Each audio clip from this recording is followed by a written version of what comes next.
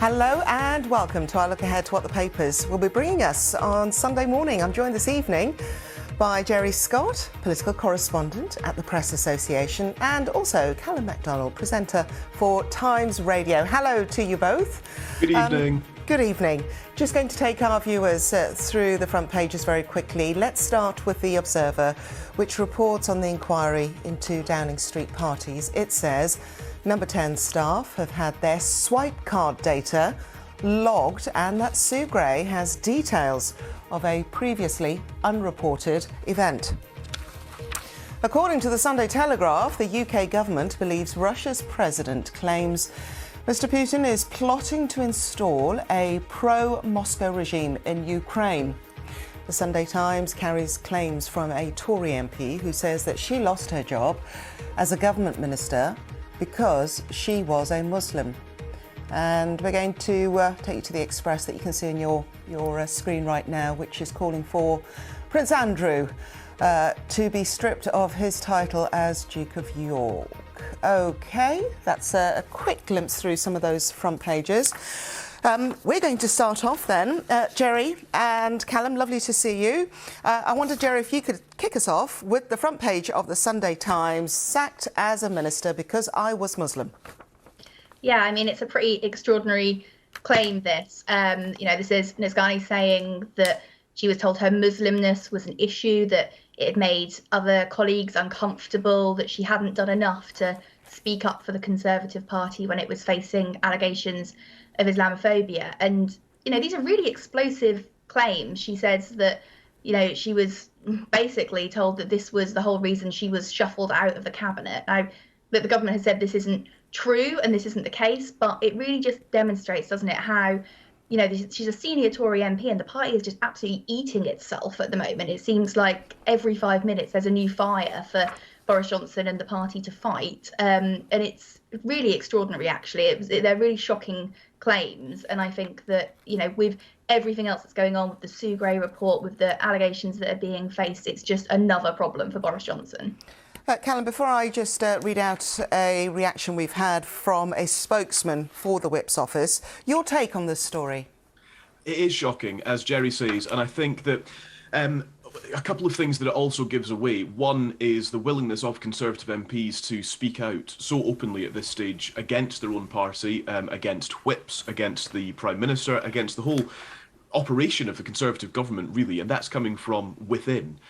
So there has been a floodgate, as we've seen, opened in the last few days in terms of allegations in this sort of area. And I say that because this is, I suppose, building on questions around behaviour of government whips, those who are there to kind of enforce, if you like, what the direction of government is, and Boris Johnson's kind of playbook, I suppose. And while I think lots of us were probably reasonably aware of what government whips do, perhaps some of the examples that we've had in the last couple of days, threatening to withhold funding for schools, that sort of thing, this on the front page of the Sunday Times, sacked as a minister because I was a Muslim, it perhaps gives away a level of detail on the tactics used by the government and by whips that perhaps is just caught us all off guard, actually. The kind of back and forth, the jostling of politics, well, that's part of what happens. But this sort of level of aggression, really, is really quite problematic. I think it also sort of builds on issues for the Conservative Party and Islamophobia at large. Of course, there was an inquiry a couple of years ago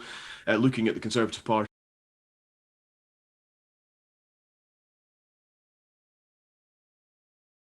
dealing with Islamophobia, which found there was no institutional Islamophobia, but it did mention concerns about certain individuals in the Conservative Party, including Boris Johnson. You're referring there to the Singh investigation, I believe. Well, let me just take you through a reaction we've had from the Whip's office. A spokesman for said office has said that the allegations were categorically untrue and that the Conservative Party did not tolerate racism or discrimination. The claims are categorically untrue, he said, and the ministerial roles are appointed on merit and rewards for hard work. Before we move on from the story, a very valid point that you picked up there, Callum, because it's something I always have to remind myself, what exactly does a whip do? Now, Jerry, this is your area of speciality. So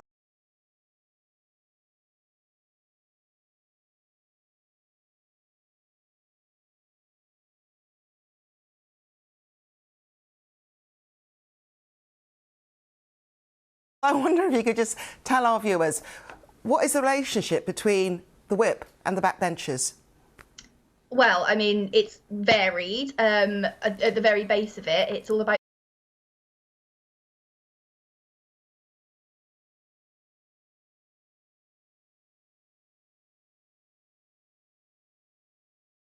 party discipline and making sure MPs vote to get the government's policies and, you know, advance the government's agenda in the Commons.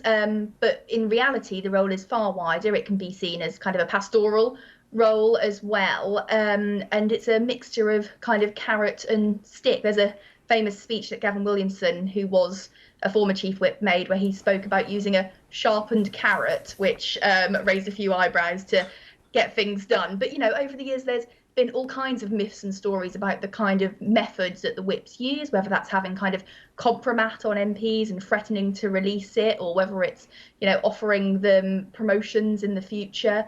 But it's a very kind of shady business. It's very rare that you hear as much detail about the whips as we are at the moment. And it's a very interesting time. And, you know, Callum mentioned there that this might be something that we all know about and kind of have accepted, and that is true to an extent, but the same can be said about, for example, the expenses scandal. So I don't think it's one that's going to be going away. OK. Something else that isn't going away, of course, because we're waiting on the Sue Gray inquiry, the results or findings of that, still on the front page of the Sunday Times. Staying with you on this one, Jerry, and our second story, Party's inquiry turns spotlight on Carrie Johnson and her friends. Yeah, absolutely. I wouldn't want to be Sue Gray right now. It seems like her inquiry is getting wider and wider by the day. But this is really damaging, I think, for the Prime Minister, because it's not just about things that he may not have known about. You know, many of the allegations we've heard, his defence has been, I didn't know about it, I wasn't there. Of course, we know about the May the 20th event that he was at, that he says he thought was a work event. But if these events have been happening in his own flat and his own home, there isn't really much deniability he can have there. And, you know, what we're hearing this evening is that there really are nerves in Downing Street now about this report that is due out next week. I suppose it all depends if many more come to light, if she needs to widen it further. But there are some real nerves about this now. Well, as we turn to the front page of The Observer then, Callum, you can see the pressure is building. Make or break week, really, for the Prime Minister. Number 10 staff have had swipe data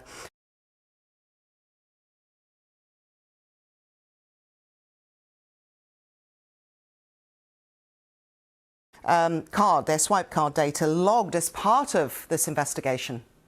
Yeah, that's right. So I think what is perhaps in some ways reassuring about this front page of The Observer is the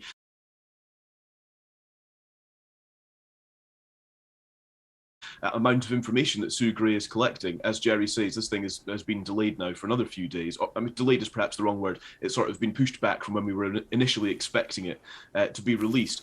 There are some suggestions around why that might be. The parties in the flat that you've mentioned with Carrie Johnson, the suggestion from the Sunday Times reporting on this is that one of the sort of defences, as we're getting used to, was that the people visiting were there for work reasons. But Tim Shipman, who's done a big long read in the Sunday Times, which is impeccably brilliant as always, highlights that there was no civil servant there when these special advisors were visiting, and that is standard procedure if you're having a work meeting.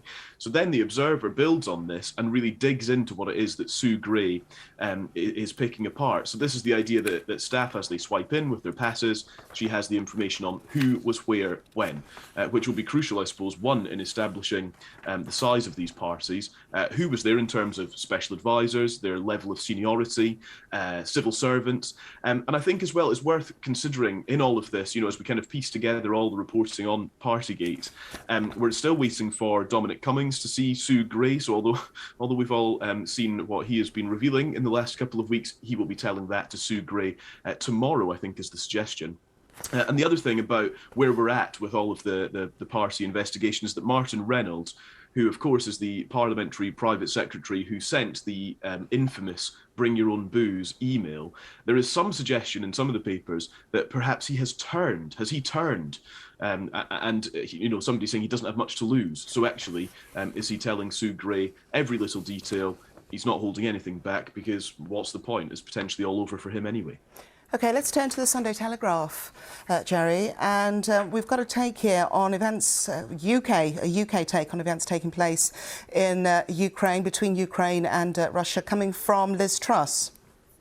Yeah, this is quite a rare move. The Foreign Office have basically warned that they believe that Vladimir Putin could be planning a complete overthrow in Ukraine and installing kind of a pro-Moscow, pro-Kremlin leader there. The Foreign Office here have named that person as a former Ukrainian MP. It is worth saying that the Observer actually seems to have spoken to this former MP who has dismissed it and said that it's all a bit of a joke and he'd be the last person that they'd want to install. But you know, this really shows how worried I think we are here in the UK and how worried our allies are about this massing of troops on the Ukrainian border. The reports are suggesting there's around 106,000 Russian troops. And there's been, you know, peace talks over the last few days trying to talk to the Kremlin, trying to talk to Moscow to calm these tensions, but it just doesn't seem to be happening. So we're turning to look at what sanctions might be available for if Russia does go ahead with an incursion in Ukraine. And, you know, that could range from anything to do with kind of the Nord Stream 2 pipeline or cutting off Russia's access to kind of international money transfer systems. But the pressure is high and the tensions are high, and it's really worrying. I think you've got Tom Tugendhat there warning, you know, we are on the brink for the first time in generations of a war in Europe. So it's a very serious situation. OK, Callum, we stay with the Telegraph and you're going to take us to the next, our final story, vaccine deadline for NHS staff set to be pushed back.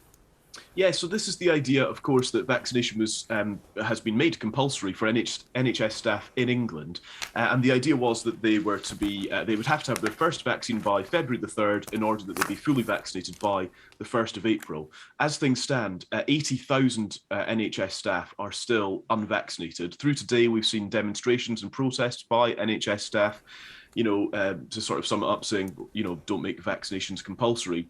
It's a difficult one, this, I think, because the Telegraph's reporting on it is around appeasing Conservative backbenchers, which has so often been the case recently with the Prime Minister's policy decisions, whether that be on COVID restrictions for the general public, whether that be in this latest example here. Worth saying that Scotland and Wales have not got compulsory vaccinations for NHS staff, and in Northern Ireland there will be a public consultation.